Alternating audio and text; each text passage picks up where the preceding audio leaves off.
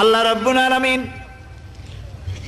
কোরআনে কারীমের ভিতরে নবীজির নাম একটি বারের জন্য নাম ধরে তাকে ডাকেন নাই, বরং তিনি বলেছেন তোমরা পরস্পর পরস্পরকে যেভাবে নাম ধরে ডাকাডাকি করো আমার নবীকে সেভাবে নাম ধরে ডাকবে না। আল্লাহ নিষেধ করেছেন আমার নবীর নাম ধরে ডাকবে না। সুবহানাল্লাহি ওয়া বিহামদিহি। এই পৃথিবীতে যত নবী আসছেন সমস্ত নবীরা হলেন এলাকা ভিত্তিক নবী, অঞ্চল ভিত্তিক নবী।